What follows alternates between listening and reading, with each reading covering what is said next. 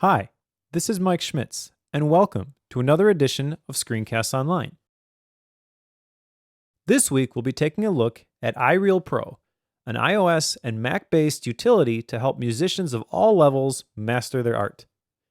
iReal Pro simulates a real-sounding band that can accompany you as you practice, and also lets you collect chord charts from your favorite songs for reference. It also allows you to export your songs as chord charts that you can share with other musicians or bandmates, and even export audio files that you can use in other programs like Final Cut Pro or iMovie when creating original works. In this episode, we're going to take a look at iReal Pro on the Mac, iPad, and iPhone. We'll cover some basic playback options, changing styles, keys, and tempos, practice mode, which will help you hone your skills, organizing your library, exporting your songs, and much more. Let's get started.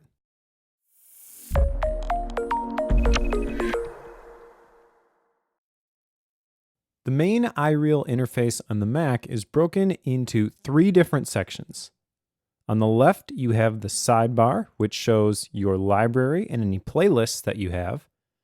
The middle section lists your songs and any additional information like composer or style. And on the right, we have the sheet music itself. Select a song from the song list, and the sheet music will be displayed on the right. Now, if you're a musician, the sheet music probably makes sense. If you're not a musician, this probably makes no sense. So real quickly, let's just break down some of the things that are in here. At the top, we've got the title, which is blues-jazz. Then we've got the style, which is medium upswing, and then the composer, which is exercise. The 4/4 indicates the time signature, and all of the letters and numbers indicate chords that would be played. The 4/4 time signature denotes that there are 4 beats per measure, and a quarter note denotes a beat. So that means that the F7 chord will be played for 4 quarter notes before moving on to the next measure indicated by the straight line before the B flat 7. Again, if you're not a musician, this is probably a little bit over your head, but that's okay because you can hear what this sounds like by going down to the bar at the bottom and pressing the play button. We'll get a quick countdown and then the music will start playing. Here's what it sounds like.